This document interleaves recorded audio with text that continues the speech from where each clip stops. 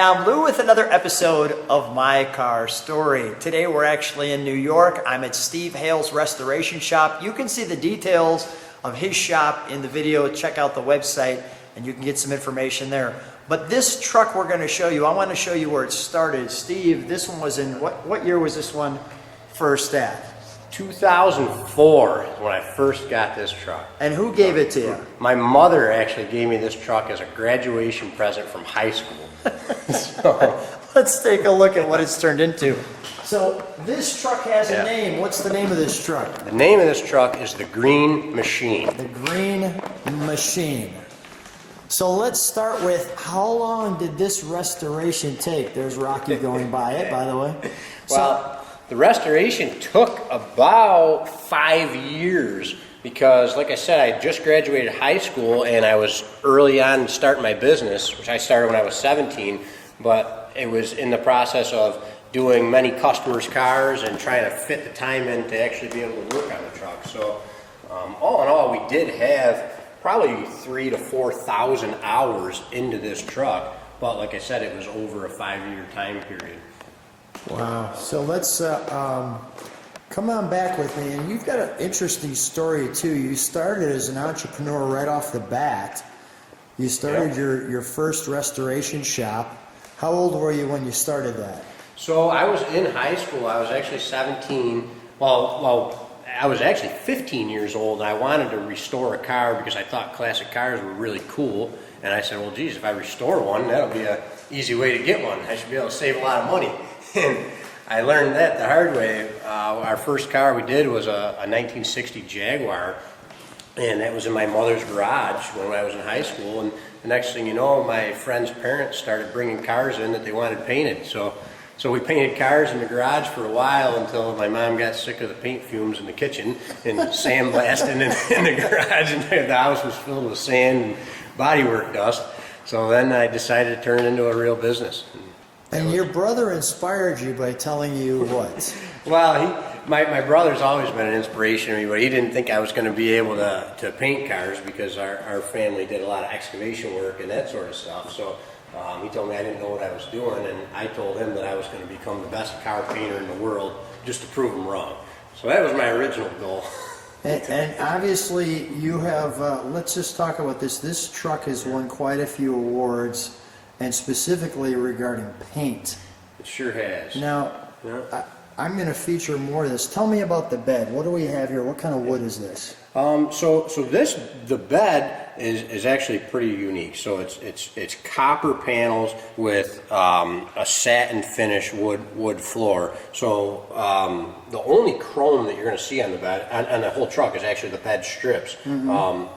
And the rest of it, we decided that we didn't want to do chrome. We wanted to do copper panels because it was different and it was environmentally friendly. So this is actually 98% recycled copper, which goes along with the whole green theme of the truck. Wow. So we have obviously a propane tank in the back. Yes, we do. So how did it get to be the Green Machine? Green obviously meaning environmental, besides it actually is green. That's exhaust. Yep. We'll show you what happens. Can we show them what happens with the bed? Can you? We sure can. Go ahead. Want to start with the bed? Yeah, let's start with the bed. Before we go to the interior.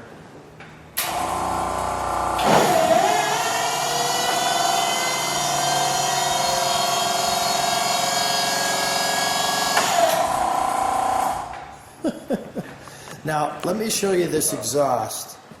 Okay, and I'm going to leave the bed up because that exhaust then goes into here, which comes around and out here, which is super creative. How did you create that thought that you wanted to take the exhaust through the fender? What makes you think like this? Well, there's two questions. What makes me think like that? I like to do things out of the box, per se, and different. You know, there was an interview we did with SEMA magazine when they said, what trends do you like to follow? And I said, I really don't like to follow them, I like to set them. Yeah. So that was the idea with this. But the way that this exhaust came to life. You know what I like about you is you're not saying that boastfully. Yeah. You know what I mean? Some guys are like, I want to say it. Yeah. But you say it in the right way. Go ahead. Yeah. No, I mean, it's you're good a to try very to humble guy. I like this. try to be a trailblazer. Yeah. So But when you're building a custom car and you make one change, it usually changes like 10 other things down the road. So our idea was that we wanted to have the recessed exhaust tips in the back fender. Yeah. But we also wanted to have a dump box, so that created the problem of how to get the exhaust to go through the fender when the box was up. So we designed the quick disconnect system, that's what we call it. So basically the exhaust system is sitting on a spring-loaded hanger system, which allows the box to compress onto this cone that we actually built for it. So that guides the bed into place, and then it has those springs keep tension on it as you drive, so as the chassis moves, the pipes stay sealed into the inside the inner fenders. Right, and I love something that we talked about, but I'll share with people, is that a lot of your ideas just come like out of nowhere, meaning you're in bed and you've got, what's next to your bed? So I keep a notebook next to my bed for ideas all the time, and I've got the notes at my phone. Right now I've got the notes at my phone, but back in 2005 we didn't have that. I had notebooks, so I've got a bunch of notebooks with crazy ideas, and then I run them by my crew and the people in the shop, and we come up with ideas and bring them to life. Speaking of cool ideas that you have in the shop, I just want to show something. Just look at the floor. You might notice those are 10 spots where the pins actually go, because this whole floor is a bowling alley that he found. A friend of his wanted to get rid of the bowling alley. How cool is that? What a great, and the floor is still a work in process. It's going to be all covered at one point. Let's go to the interior. Rocky is already leading the way. Show us the interior, Show Rock. us the interior, Rock. So show me what the front seat does. So these are swivel bucket seats out of a Monte Carlo. Back in the 70s? Yep, back in the 70s. Yep. It was just we wanted to just add as many custom touches, so everywhere you looked there was something different to see. So when we were designing the interior, we wanted it to have fun. Let me show some of that interior. So we put 3 DVD screens in it. So you got the 2 sun visors, and then the center console has one as well. So let me just show that. Let me just do this. Yep. And I want to show you guys the paint for a second. Because if you look at the paint, you can see how it sparkles like so. That should give you the sparkle. Yep, and there's a lot to talk about as far as the paint too. So go ahead, tell me about the paint. Well, the paint is pretty special because this, as we said before, the truck is the green machine, and every piece of it is environmentally friendly. Well, so are these backup cameras or what are these? So these are DVD screens. Okay. They're not backup cameras. It's the idea is that if you're hanging out in the truck, you can relax and watch some TV, enjoy the truck, and watch a cool movie at the same time. Wow. Maybe you can watch some of my car story in there. I like that. So come around the other side. Show me what these buttons do. Yep. This is pretty cool. And then we're going to talk about the paint. Yeah. And also, when we get to the under the hood, let's talk about how you did the copper too. Yeah. So what are the buttons here? So the buttons do a few things. So these here are for our air ride. So you have the front and the rear wheels. Okay. Are all. Just before you do that, I'm going to get out to show me, but show me the toggles first. Yeah, and then the toggles, these are your power windows. So power windows. Driver's window, passenger window, and then this is the dump box. The dump box. Okay, so we know what that one does. Let me just sit outside and show me the, let me stand on the side of it to show me what the air ride does.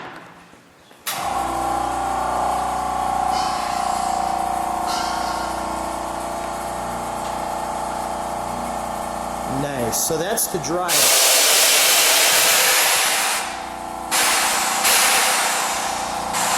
Like so. All right. Perfect.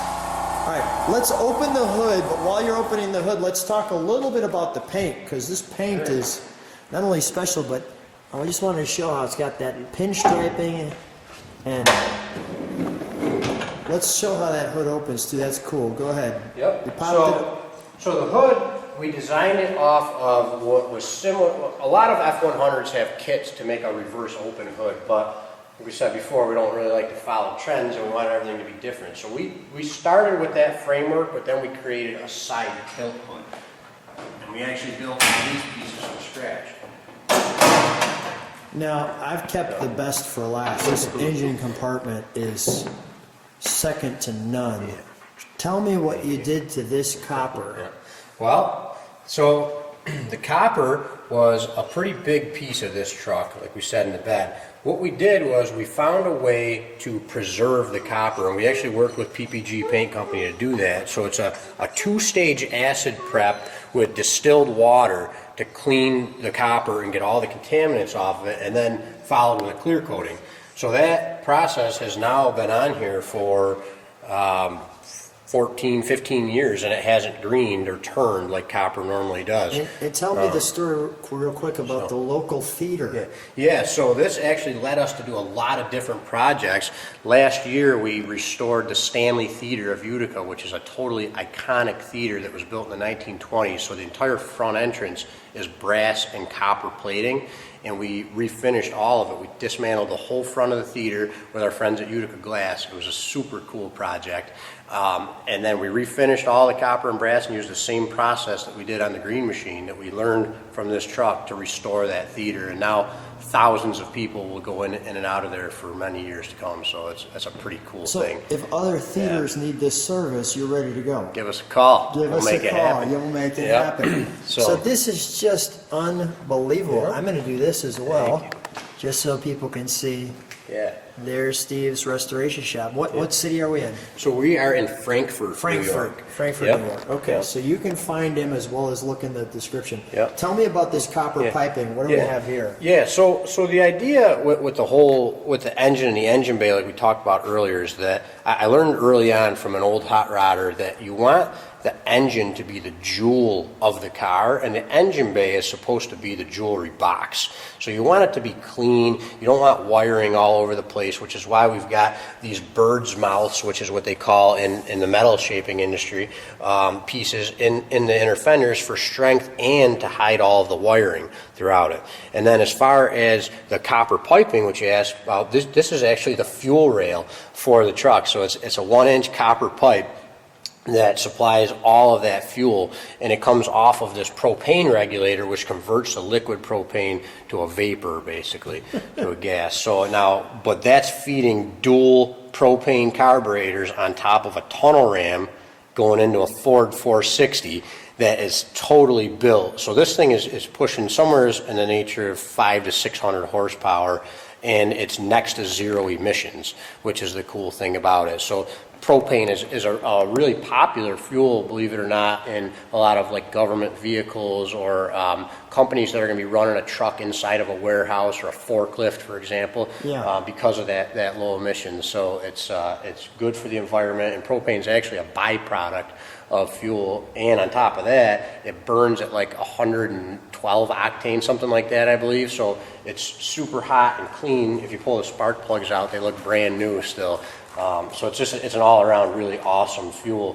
It was a little bit complicated to figure it all out and then to make it look like a masterpiece, like artwork. Yeah. But it was super cool, and I mean, it runs awesome. Yeah. So. Rocky, I think we fire it up. What do you think? What do you think, all right, Rocky? let's go. Let's fire it up. Want to hear it run? Yeah, I want to hear it. All right.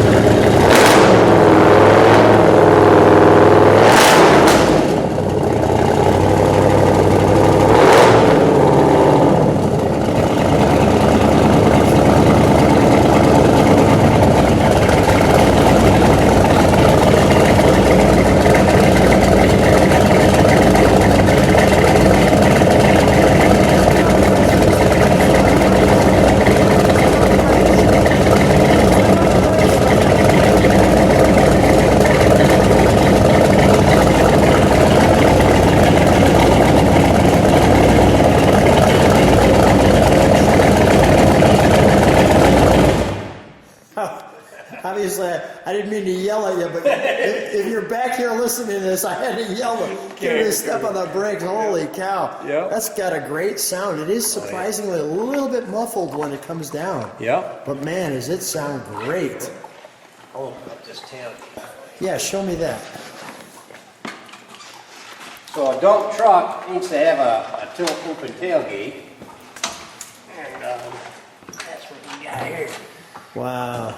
So this way, if you get into some construction work and you need to haul some topsoil or something, you can dump the box open, dump it out. Let's never put topsoil on the back of this truck. Wow. We didn't talk about the paint yet. Tell me about the paint. Yeah, so the paint is really the most incredible thing part of this truck. So back in 2009, PPG Paint Company was just releasing their EnviroBase custom line of paint. So EnviroBase is a waterborne technology which is totally incredible, and that's what is mostly used on vehicles today because it's VOC compliant and so on and so forth. But they were just coming out with their custom line, and we were fortunate to be the first people to spray it in the US, and then we did it on this truck and showcased it all over the country. So what it is, this is called Rattlesnake. It's a color out of their Vibrance line, and what we did to two-tone the truck, we took the black base coat, which is the underneath layer of Rattlesnake. So it's a tri-coat paint system. So basically you spray your bottom color, then your mid-coat color, and then your clear on top of that, which is called tri-coat. So the bottom color, this black, has like a red pearl in it, which is super cool in the sunlight, and it's actually the same pearl that you see going in the top layer too.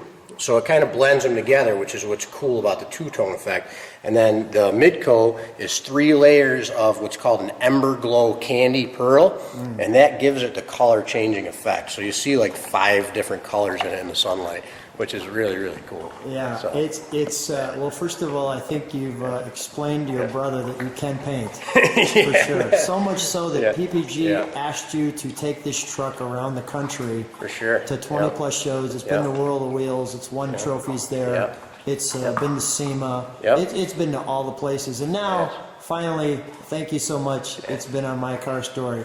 What an absolute treat, Steve, to be able to share this truck with the globe, and I'm excited to see what kind of views we get on the truck. Hey, thanks for being on My Car Story. Thanks a lot, Lou. I appreciate it. Have a good pleasure. one.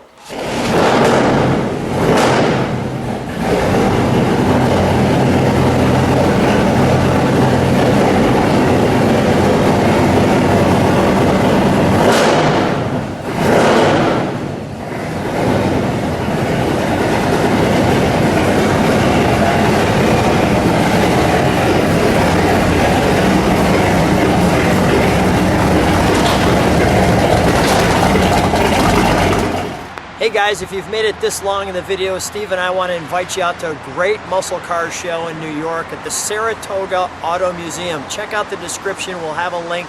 Come on out, it's going to be on June 3rd, 2023, and you'll see us there. We can't wait to see you. It's going to be awesome. You won't regret it. Thanks guys.